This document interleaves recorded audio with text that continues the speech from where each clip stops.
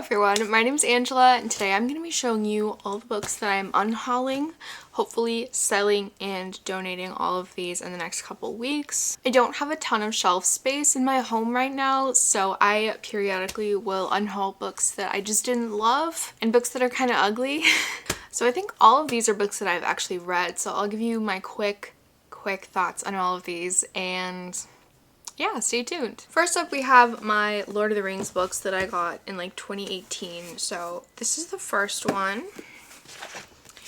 the second one, and the third one, which doesn't match because when I went to Half Price Books to get the third one, they did not have the matching edition. So I just bought the third one. But I did get pretty new editions for Christmas, so that's why I'm okay with getting rid of those. So this is the first one. Second one, and the third one. Next is The Essex Serpent by Sarah Perry. I read this in college and I really liked it. I gave it 5 stars. This is a historical fiction where the people believe that there's like this big serpent that's killing people. Is it real? Is it not?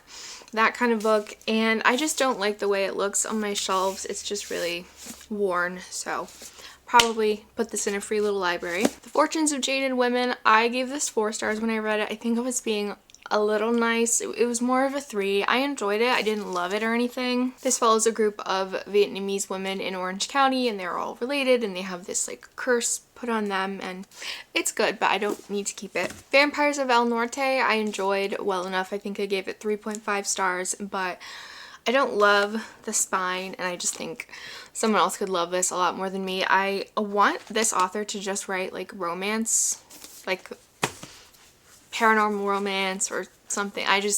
The horror stuff isn't as good as the romance. Independence, I enjoyed. This taught me a lot about some Indian Pakistani history in the 1940s, but there was this really weird love triangle thing that I really hated. And I will not reread this. I also really don't like how the spine looks on my shelf. Our Missing Hearts by Celeste Ng. I enjoyed this when I read it, but looking back, I think it was just kind of okay.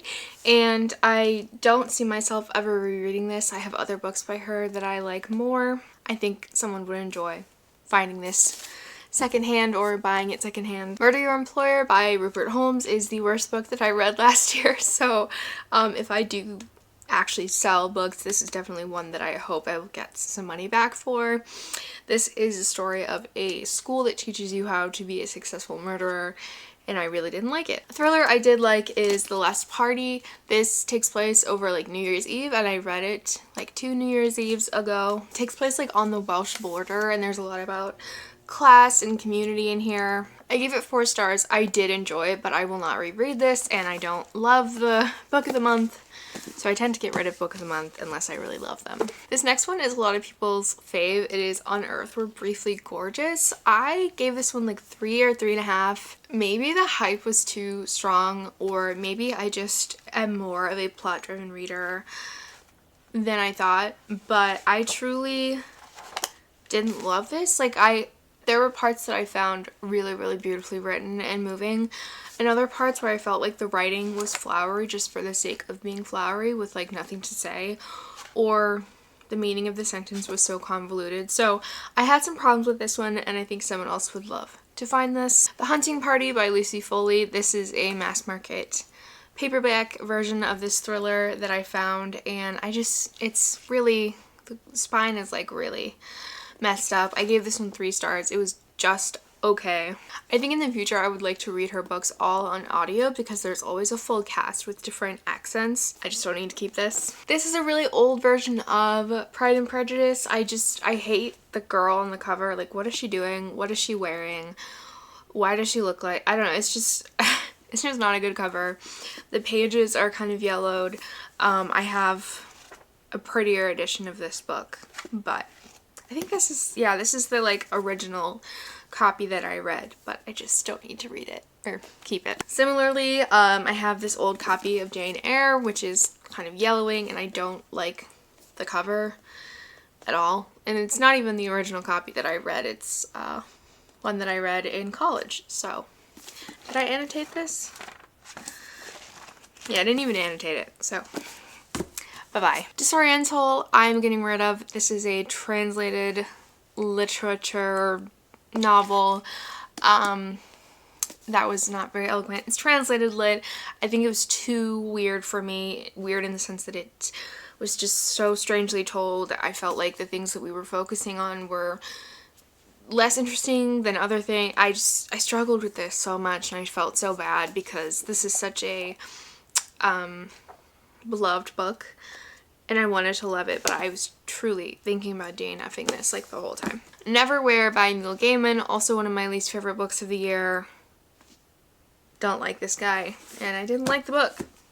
The Last Chance Library by Britta Sampson. This is like a cozy contemporary novel that I didn't end up loving. Cute premise, didn't love the execution or the character work. Angelica Frankenstein Makes Her Match by Sally Thorne. I DNF'd after literally less than 10 pages because it was so incredibly icky and gross and weird and poorly written, and I'm just like shocked that I hated this so much after loving The Hating Game. So that's leaving my home. Twice in a Blue Moon by Christina Lauren. I gave this one 2 stars. I thought this one was really bad. I mean, definitely better than this, but really bad in general. I just don't want to read about an 18-year-old having on-page sex in an adult romance book. I don't want that. The Grace of Wild Things by Heather Fawcett. This is actually a middle grade that I did enjoy. I don't remember what I rated it, maybe like a 3.5. This is a witchy retelling of Anne of Green Gables by the author of Emily Wilde's Encyclopedia of Fairies. I bought this on a whim. I follow this author on Instagram, and I bought it before I realized that it was middle grade. So I finally read this last year towards the end of the year, and it was good, but I think that a middle grade reader will hopefully find this and take it home and enjoy it. And lastly, we have a textbook that I bought on a whim, and it's quite big, and I've never flipped through it ever like I thought I would, so I'm just gonna donate it and hope that someone else can use it. It's the Norton Anthology of American Literature, 1865 to the present. I have owned many a Norton anthology throughout college and high school, and I've like always sold them, so I don't know why I thought when I found this used that I needed to own it. So yeah, maybe this would be useful for someone in an AP Lit class, or someone in college, or someone who just really likes literature anthologies. So those are all the books I'm unhauling. Thank you so much for watching. If you got to the end of this video, I appreciate it. I hope you have a lovely week, and don't forget to subscribe if you want to see more bookish content from me.